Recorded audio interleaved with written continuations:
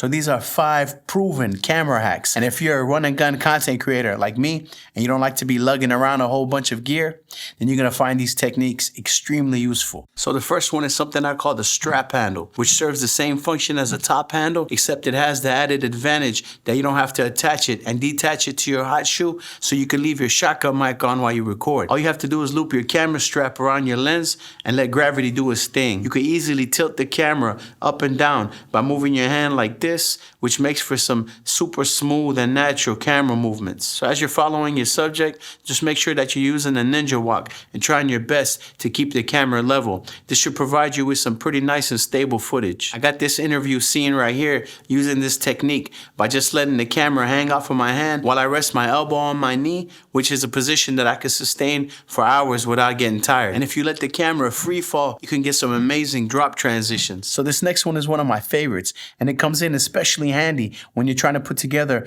product B-roll sequences inside the studio. I call it the cheat sheet. So what we're gonna do is just take the edge of the paper and line it up with the edge of the desk or whatever other surface that we're working with. So what we want to do is shoot in 60 or 120 frames per second so that we can slow it down in post for slow motion. And we're just gonna drag the paper nice and steady, which is gonna give us these beautiful shots without having to use a slider. All these shots were filmed with this technique, and once you add some speed ramping and sound effects, you can get yourself some pretty cool looking sequences. Now, if you're trying to get those type of shots that are super low to the ground, which provide an amazing and unique perspective, then I wouldn't use the strap handle because it forces you to bend down, which is difficult to sustain over long periods of time. Instead, I would use a technique called the slingshot. Just make sure you're wearing a long shirt and some underwear. So just take your belt and loop it around your camera lens. Then when you hold the belt and the camera strap together, you can adjust it to where you got the camera exactly level or at the desired angle that you want. And this will help you get those super low tracking shots without having to sacrifice your back. You can also get some cool movements in your footage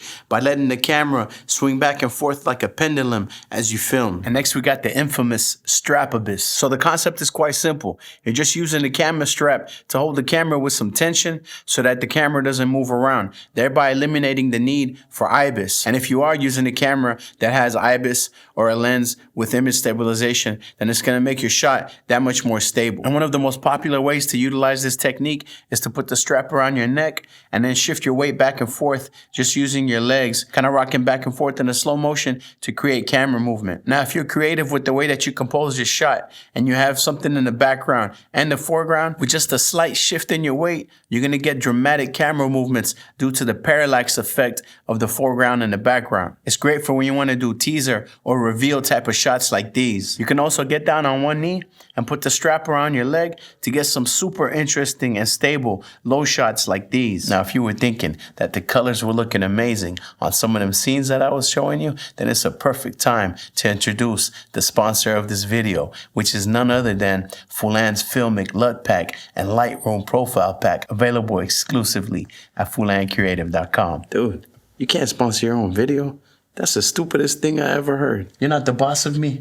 Now, even though I'm the sponsor of my own video, I've been in no way, shape, or form told what to say, and I'm only expressing my honest opinion, which is that you should smash the like button, subscribe to the channel, and pick up the LUT Pack at FulanCreative.com. And this last camera hack is the only one that actually requires a little bit of gear, which is just a tripod and a fluid head. A good fluid head could provide you with some extremely smooth pans and tilts. But if you have shaky hands, like most YouTubers who are binge drinking that coffee do, then it might be difficult to pull off even with a good fluid head. So to make that easier, what you would do is just take a rubber band and put it on the handle of your fluid head. And instead of pushing and pulling on the fluid head directly with your hand, use the rubber band instead, which is going to help offset the tension and give you a nice ease in and ease out effect. Another thing that you can do when filming a top to bottom shot is adjust the pressure on your fluid head, and instead of doing it by hand, just let gravity do it for you. And if the tension is set properly on your fluid head, then it's going to give you a natural and smooth motion without you having to even touch it at all. Now, if you're going to be utilizing these techniques to make videos here on YouTube,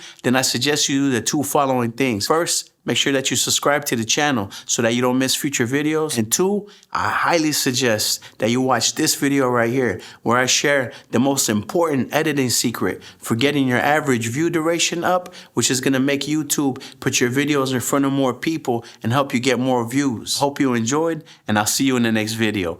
Peace.